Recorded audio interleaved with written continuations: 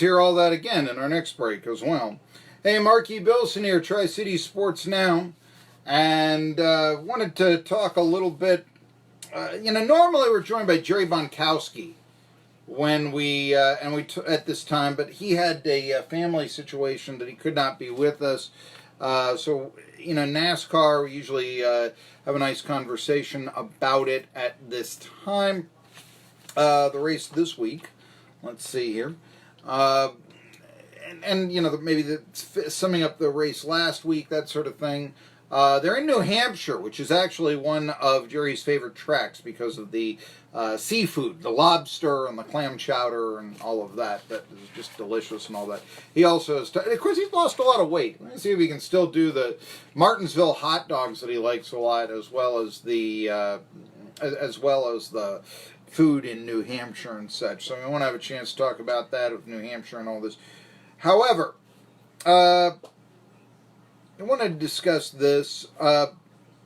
ESPN has blasted their network, ESPN host Dan Le Batard. We all know, he's carried locally on a station that doesn't have as good a sports talk lineup as us. I've actually, driving in, tried to listen to Dan Le Batard. And Dan Le Batard, I've heard him interview Rachel Dolezal on his show. And that's when it completely loses me. When you are Dan Le Batard and it's one thing to say, as adamantly opposed as I am to this, the Washington Redskins should change their name. It's one thing to, say that. It is another thing to interview Rachel Dolezal because she's got a book out on a sports talk show. Now, again, perhaps if Rachel Dolezal had a take on sports, okay, possibly, but no, she didn't. I also know, I remember when Jim Rome interviewed Nikki Sixx, and he didn't ask him who was going to win the World Series. And it was a great interview. And I understand guy talk. Rachel Dolezal is not guy talk. Okay? Rachel Dolezal is not guy talk. Nikki Sixx is. And yeah, a great interview I remember hearing. Didn't have anything to do with sports, but it was guy talk. And also, think of the Jim Rome audience. Yeah. I'd like to think that some of it's similar. I would interview Nikki Sixx because that's me. I'm going to talk to Jerry Bonkowski about Motley Crue from time to time.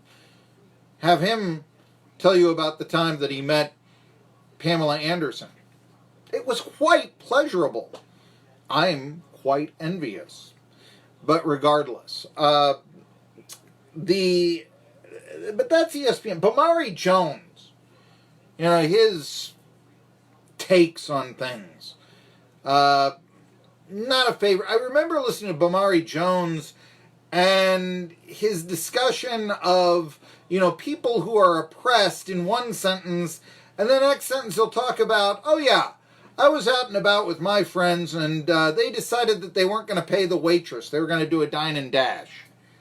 And you're just like, can you comment on ethics on one sentence when you are so lacking in ethics of the other and trying to have the persona that you do?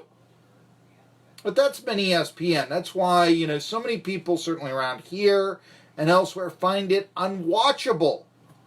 And I say, Sports Center, baseball, let's get the baseball scores. First in the Summer League. By the way, should tell you this, that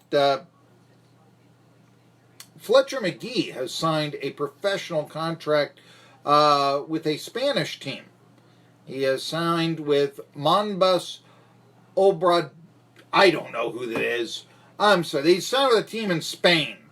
A lot of people thought that, Francis Alonso would sign with a Spanish team. Cameron Jackson, who also played for Wofford last year, signed with a team in Germany. So I'm not even going to attempt those names and all that. If you really want to know what it is, go to the Southern Conference or the Wofford website, and they'll tell you the names, and you can do all of your, highlights and all of that sort of stuff. You can do all of your, look all through it, if you will. So there you have it right there.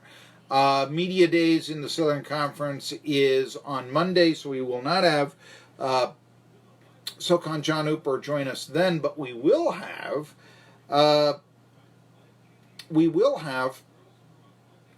him on Tuesday, and I am working right now with a Southern Conference guest.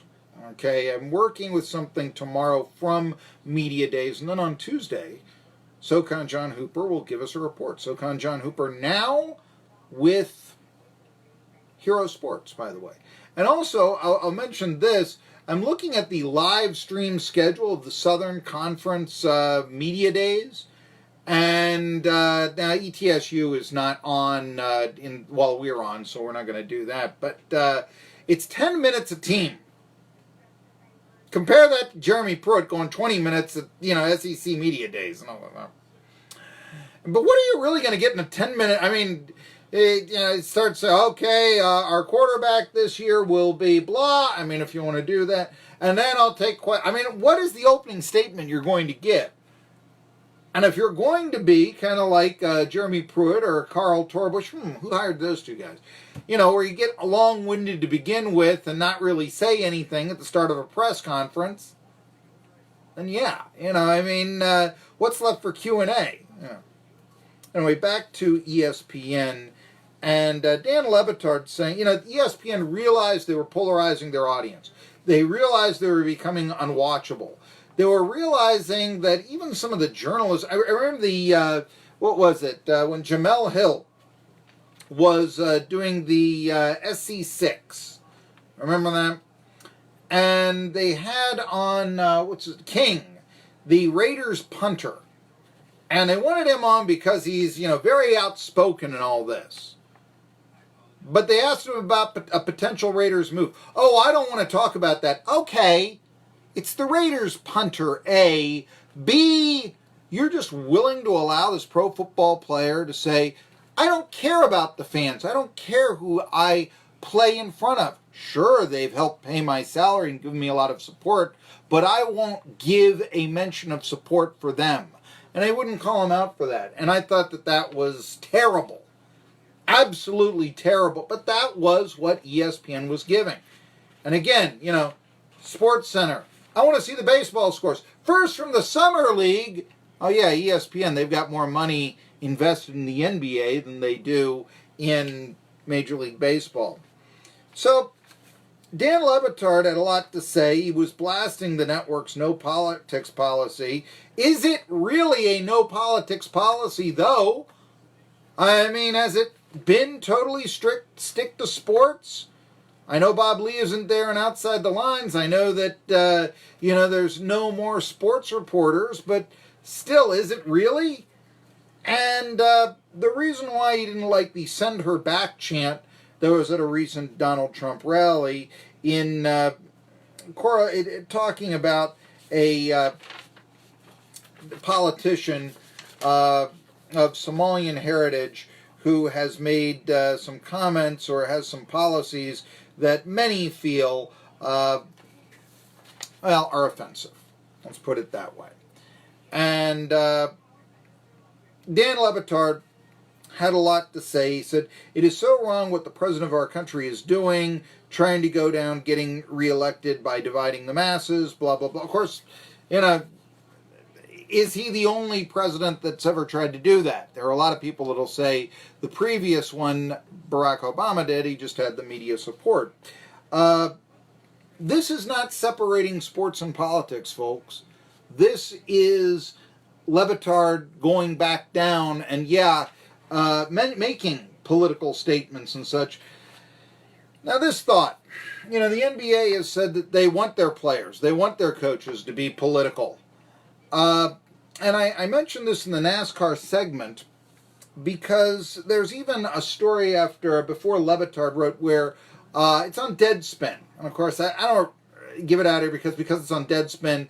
It'll take a year and a half to read it, and every other word has 4 letters. Okay? Every other word is like what Aaron Boone said in an argument about balls and strikes and how his Yankees are savagely aggressive in the batter's box. Okay? I mean, that's the style of writing that Deadspin has, and I wish to stay employed. Okay? So that's where we're going. But you can read, and there has been an article that's been making the rounds about, hey, is it not disingenuous these days to not include the connection between sports and politics? I think that he's got a point there, but the problem is that whenever it seems that sports and politics these days are mixing, well, let's put it this way. The other side isn't given. There isn't necessarily, you really think a baseball logo is racist because it's smiling? Why isn't the Florida State Seminole offensive because he looks like he's being shot in the back? Well, we've got approval from the Seminole tribe to use it. Well, over here, you've got poll after poll that say this other logo isn't offensive. The person that drew it said he never had any intent to be racist, and the guy who commissioned it actually broke the color barrier in the American League. Now, that's the history there. With Florida State, you're saying you went to people who spoke for everyone.